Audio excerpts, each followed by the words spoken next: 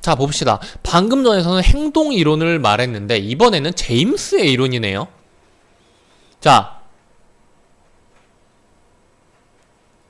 제임스의 이론. 우리 방금 전에 정리를 했었죠. 제가 다 지워버렸는데 다시 한번 써볼까요? 이 뭐 빈 공간에 또 쓰든지 하세요. 저 여기다 쓸게요. 1번. 이번에는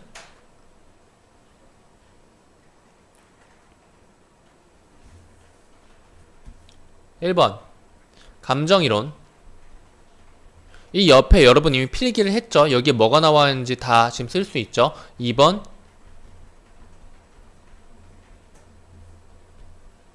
인지주의적 이론. 뭐가 들어갈지 다 쓸 수 있죠. 그리고 3번이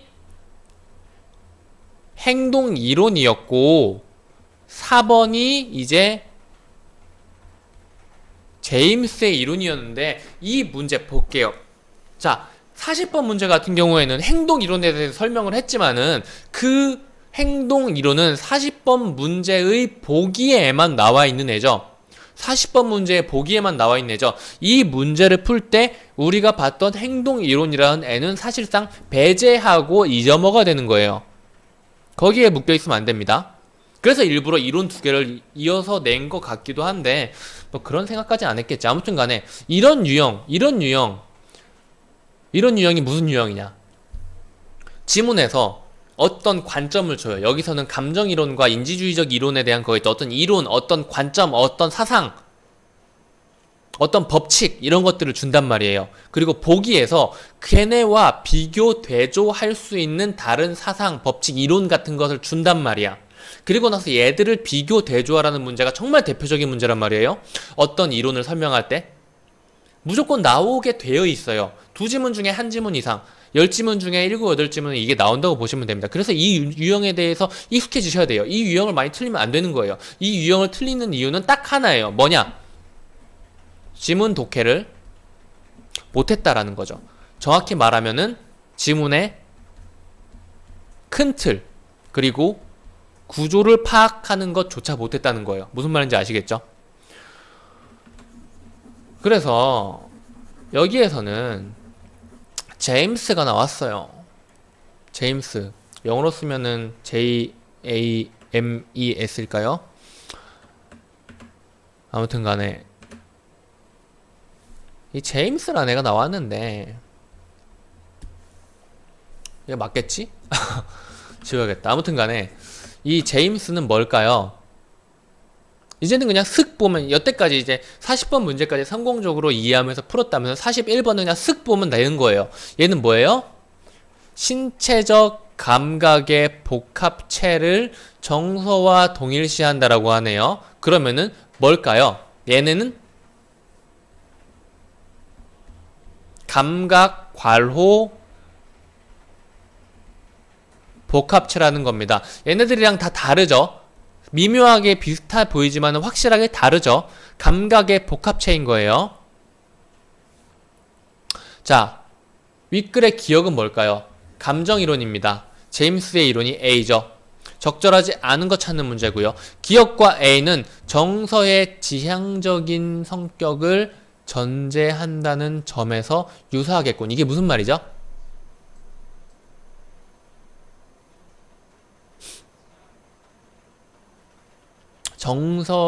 정서의 지향적인 성격을 일단 이건 바로 봐서 풀리는 게 아닌 것 같으니까 일단 물음표 치고 넘어갈게요. 2번 기억과 A는 느낌이라는 것을 중심으로 정서를 이해한다는 점에서 유사하겠군. 이것은 아니죠.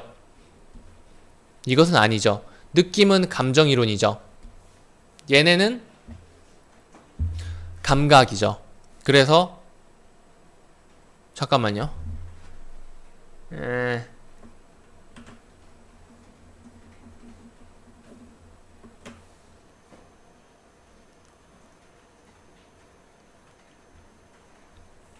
여기 느낌이 있네요. 느낌을 중심으로 그냥 말이 설명이 돼 있네. 그러면은 이 1번이랑 4번은 공통점이 1번이랑 4번은 공통점이 있네요. 느낌이라는 공통점이 있네요. 그리고 얘네는 뭐예요? 감정을 느낌이고 얘네는 감각을 느낌이네요. 그러면은 얘는 맞는 말이네요. 그리고 기억과 A는 의지에 의해 통제되기 힘든, 느낌은 의지에 의해서 통제되네요. 난 이 느낌을 받지 않을 거야 라고 하지만 그 느낌은 마음속에서 그대로 우러나오는 건데 통제되기 힘들게 당연하겠죠. 기억은 감정과 정서의 속성을 동일시하여 정서를 이해하려 하고 있군. 기억이 뭐였죠? 감정이론이죠. 감정이론은 감정, 정서 동일시하고 있는 거죠. A는 신체적 감각의 복합체를 정서와 동일시, 맞는 말이죠. 그대로 얘는 둘 다 제임스의 이론과 감정 이론을 정의한 애들입니다. 그럼 결국은 답은 1번이라는 말인데 1번이 왜 1번, 아이고 1번이 왜 1번이 왜 적절하지 않은 것일까 라고 하는데 이걸 일단 볼게요. 다 지울게요. 여기 지향적인 성격을 어디에서 찾을 수 있을까요?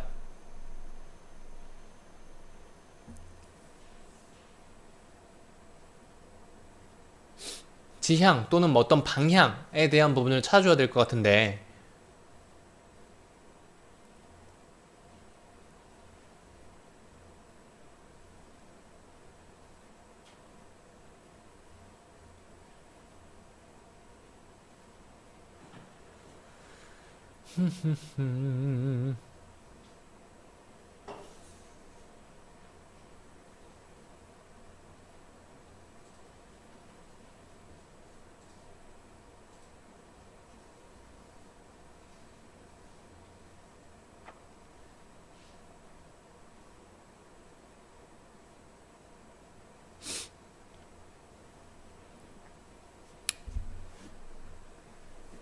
없는 것 같은데?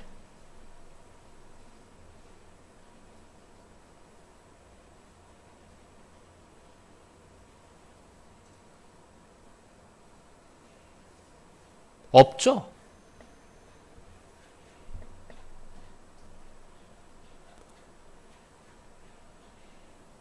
정서의 지향적인 성격 자체가 뭐야? 근데 나는 사실 애초부터 이상했는데 확실하게 근거를 잡아주려고 하기는 한 건데 정서의 지향적 성격이 뭐예요? 어떤 것을 향해서 간다는 성격이라고 하는데 사실 우리가 뭐 여기 어디 있나요? 애초부터 정서의 어떤 방향, 정서의 어떤 이 방향이라는 방향성 그 자체가 나왔던 게 두 이론에 대립하는 방향성일 뿐이지 정서의 지향적인 성격? 지향적인 성격? 정서의 지향적인 성격이라는 것 자체가 이 지문을 통해서 이해할 수가 없는 것 같은데? 그렇지 않나요? 어디 있나요? 아! 여기 있다.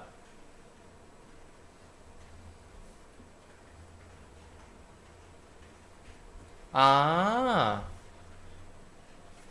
지향적인 성격이 그대로 나오네요. 난 말을 바꿔가지고 낸 줄 알았지. 이거 보시면은, 자, 보시면은, 그냥 뭐 지향적 성격에 대해서 이해할 필요는 없는 것 같은데요. 아무튼 간에, 감정이론은 판단, 믿음이라는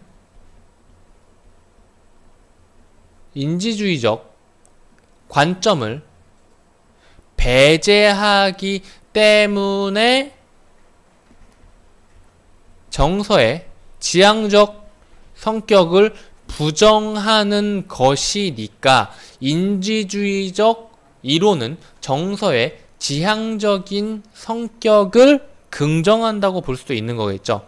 어찌됐건 간에 정서의 지향적인 성격은 기억에서 부정하고 있고요. A에서는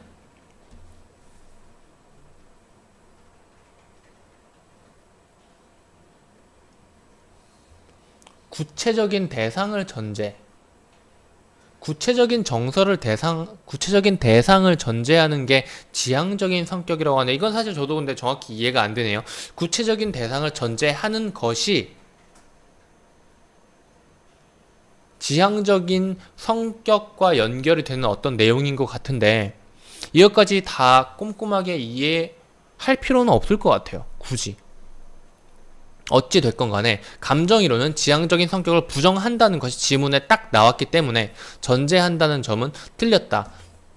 아까 요 부분 살짝 봤었던 것 같은데 기억이 안 나가지고 이거 푸는데 오래 걸렸네. 이렇게 될 수도 있다는 거예요.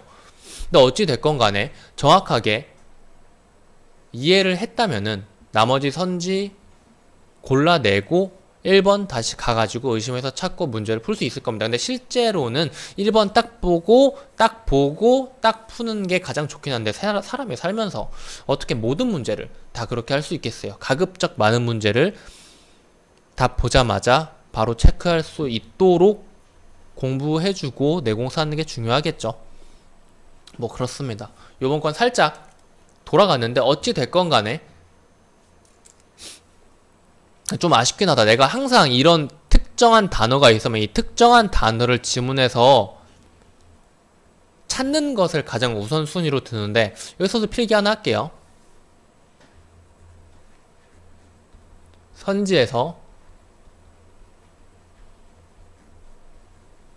특정한 단어, 이게 뭔가 그러니까 특별해 보이는 거예요. 정서의 지향적인 성격, 이 보기에서 안 나왔는데 여기서 갑자기 나와버렸죠. 그럼 이 단어는 어디에 나온다는 거예요?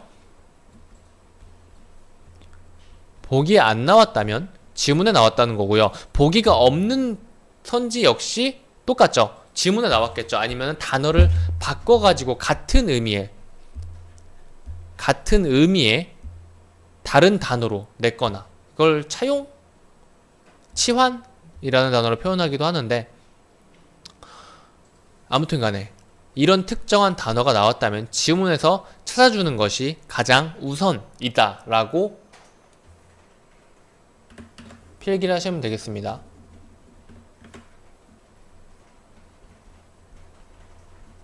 지문에서 찾는 게, 하지만 이 과정에서는 치환되어서 나올 수 있다는 것은 인지를 해주셔야 됩니다. 다른 단어로 바뀐다는 거예요. 같은 의미지만은. 여기서는 그대로 나왔어요. 아무튼 간에 이 문제는 여기서 갑자기 제가 헛짚어가지고 시간이 굉장히 오래 걸렸네요. 생각보다 훨씬 더 빨리 끝낼 수 있었는데 좀 아쉽긴 하다. 여기까지 하겠습니다.